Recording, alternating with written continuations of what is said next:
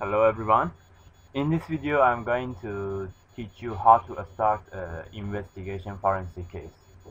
You should know if you just start the case from the analyzing the evidences or examining the image file, the court, or if you are a student, your supervisor, your lecturer won't accept your report at all. So you need to follow few steps if you want to have a correct investigation report. So the first step, of course, depends to your case. Usually it would be the search warrant. You need to get a search warrant for investigating the incident scene. This document file that you see here is the forensic report that we created for our forensic assignments in our university. So I'm going to use this to show you the steps of forensic report. So first step, here we didn't need the search warrant because some of the information was already given to us by the police, so we already had the warrant to investigate the scene.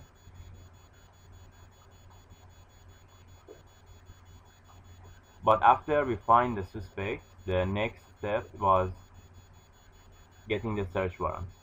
So we already got the suspect, we knew who is the criminal guy, and we just needed to enter to his house and collect the evidences and bring them to the forensic lab for purpose of taking image and starting examining the evidences and analyzing them and making the conclusion. So first we ask the court for a search warrant. The one we used is the Northern District of New York. So we ask for a search warrant here. We need to explain why we need this search warrant.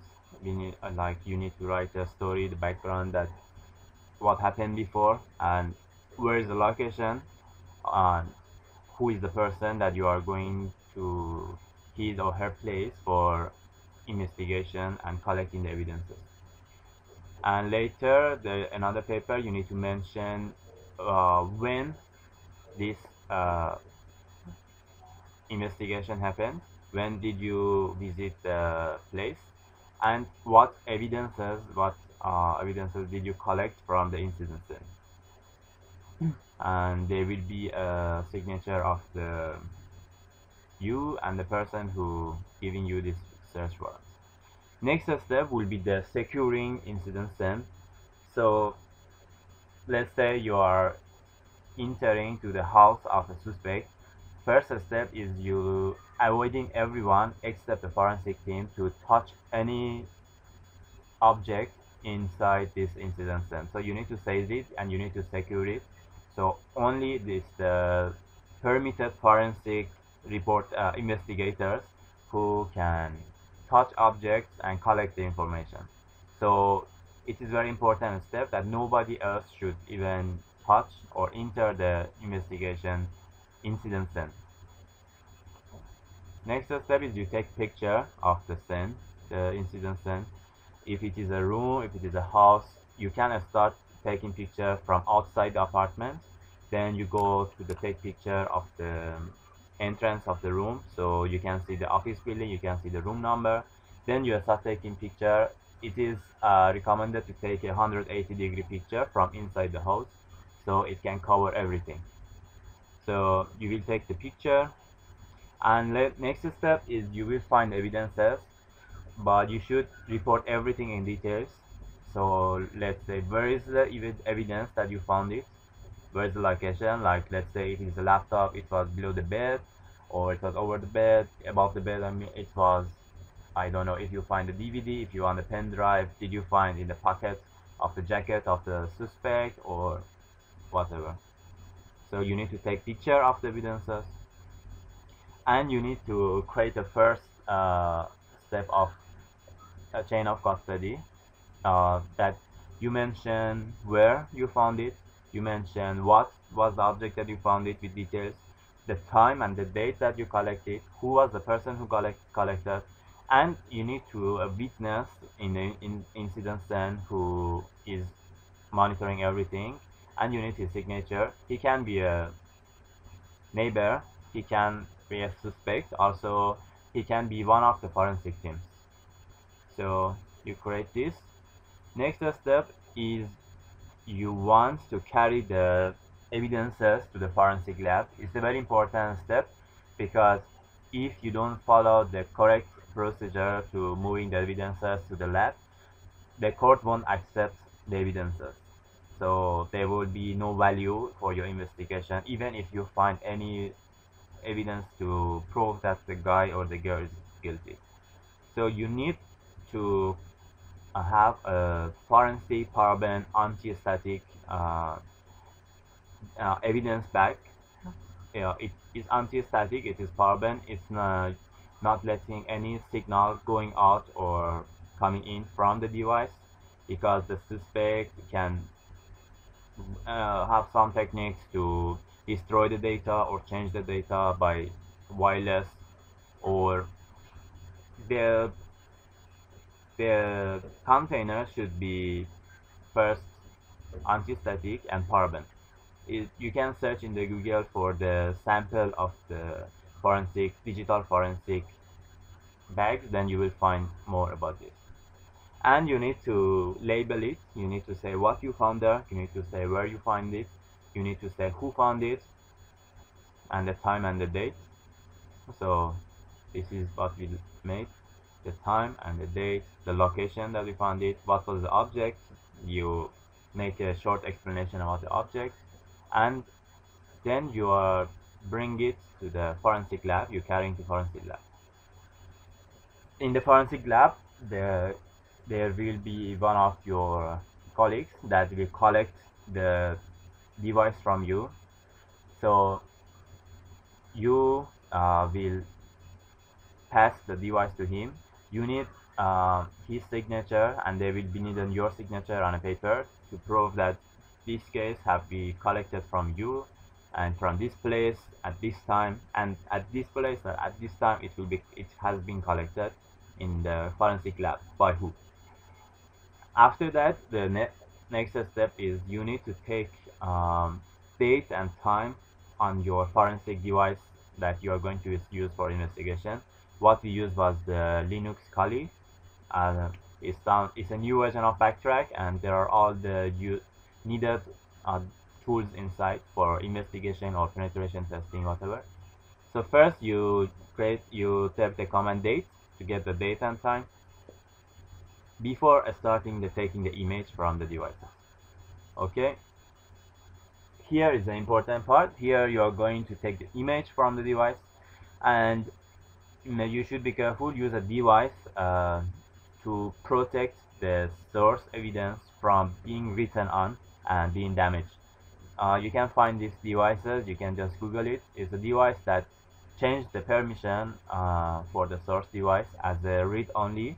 So the only thing you can do is take an image, and there won't be any damage or change to the source evidence which you collected from the incident scene. It's very important for the court because this is your evidence. It's what you are going to present in the court. So you use DD command as for taking image in the Linux Kali. We use if. You can, as you can see here, if stands for input file. It says where is the path, where is the source address of the we can say operating system or file, whatever that you're going to take image. So this is, you said CONV stands for image, taking image without any error. I explained this already in the next clips, so you can follow that clip. And you need, it's very important to take the hashes values, MD5 and SHA-1, because there should be no change and no edit on this image file. So to make sure about this, we create MD5 and SHA-1 to guarantee that there won't be any change later. As MD5 is not totally secure, so we are gonna use SHA-1 and MD5 together. So we took the image from, in this case we use the imagine that the suspect, the evidences of suspect was a hard disk of laptop and the memory card, pen drive. So I took the image, and I changed the permission to the 444, means only reading, and a full chain of custody, date and time, the evidences, who found it, who examined this investigation, and the hash values. You need to mention the MD5 and SHA-1. Later you will need the hash values for comparing when you start your examining the image file. So this is your MD5. Here we are using Autopsy tool. Autopsy is Linux based, also Windows based.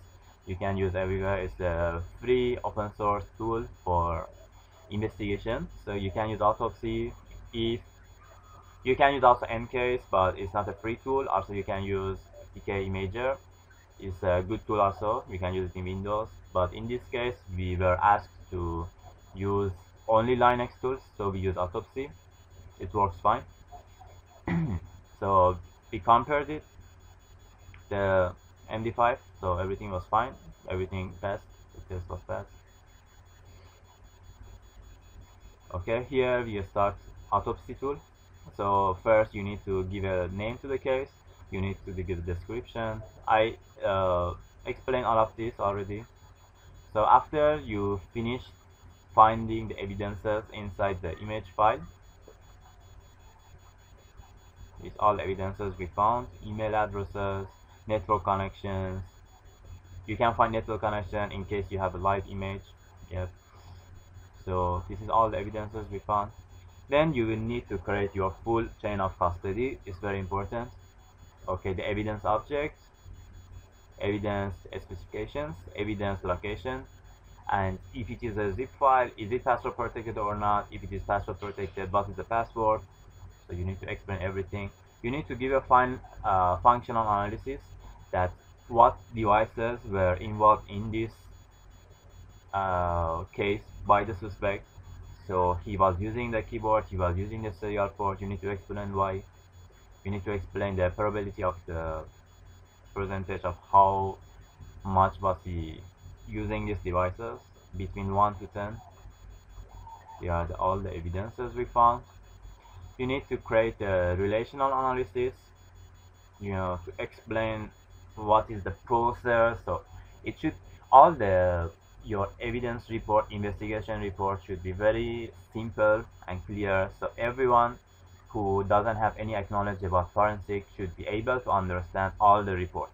So you should keep in mind that write the report very simple, but in the formal words. Don't use any slang, don't use any informal words, but simple and easy to understand. We thought you need to relate, like refer some line of your report to some link or some book, because this report should be simple enough for everyone to understand.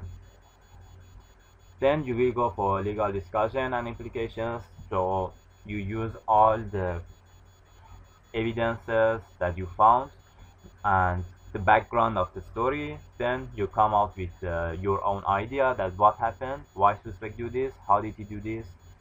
So you will make a discussion here, and the next step you are going to make a conclusion, and you say which laws he broke. It depends to which country. We are using the USA, the New York court. So this case we used was about the sex harassment. So this guy was breaking a few rules.